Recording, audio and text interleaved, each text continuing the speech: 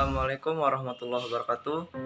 Sebelumnya izin perkenalkan diri, nama Ilham Kurniawan dengan NPM 2111090031. Saya akan menyelesaikan tugas mingguan Bahasa Indonesia dengan dosen pembimbing Vandan Wilianti, Sarjana Pendidikan Magister Sains. Di sini akan saya menjelaskan tentang tanda baca. Mohon disimak baik-baik ya.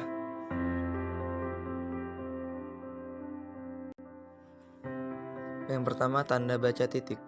Tanda baca titik digunakan sebagai penanda akhir kalimat, tanda dalam penulisan bahan, ikhtisar atau daftar, pemisah angka jam, menit, dan detik, menunjukkan jangka waktu, berperan dalam sumber referensi, memperjelas jumlah, tidak boleh digunakan pada akhir judul, dan tidak boleh digunakan pada kepala surat.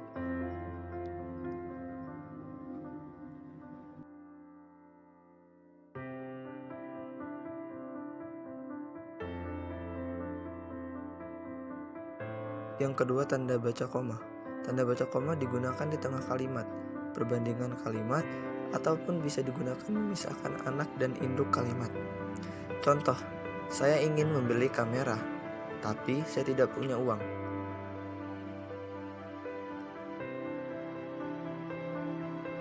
Yang ketiga, tanda baca tanya.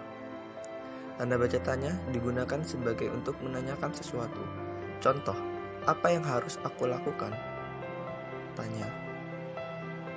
Yang keempat, tanda baca seru. Tanda baca seru digunakan dalam kalimat perintah. Contoh, cepat lari. Yang kelima, tanda titik koma.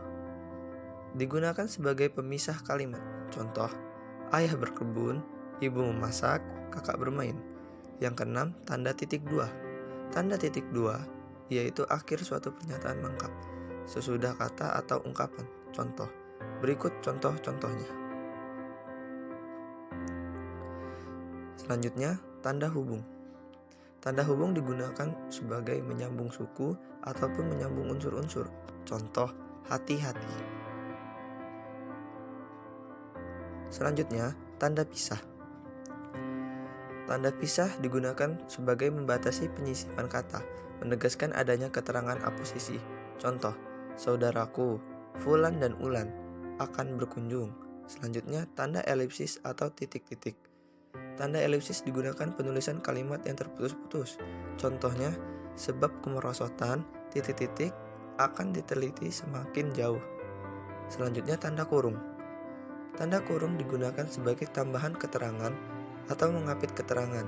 Digunakan juga sebagai mengapit huruf atau mengapit angka. Selanjutnya, tanda kurung siku. Tanda kurung siku digunakan sebagai mengapit huruf, kata, ataupun angka. Contoh, ulang tahun, tanda kurung siku proklamasi kemerdekaan Republik Indonesia. Selanjutnya, tanda petik.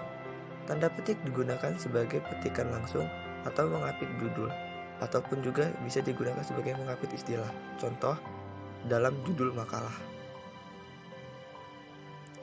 Selanjutnya, tanda petik tunggal. Tanda petik tunggal digunakan sebagai mengapit petikan dalam petikan lain. Contohnya, ku dengar bunyi tanda petik tunggal kring-kring tadi. Selanjutnya, yaitu tanda garis miring.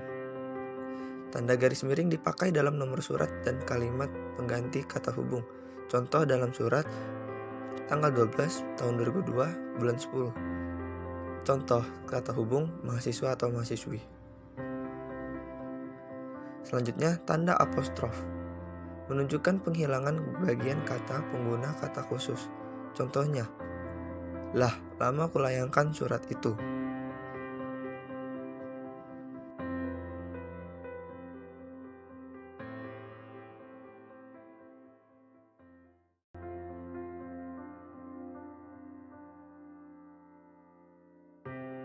Berikut tadi adalah penjelasan tentang tanda baca dan macam-macam tanda baca.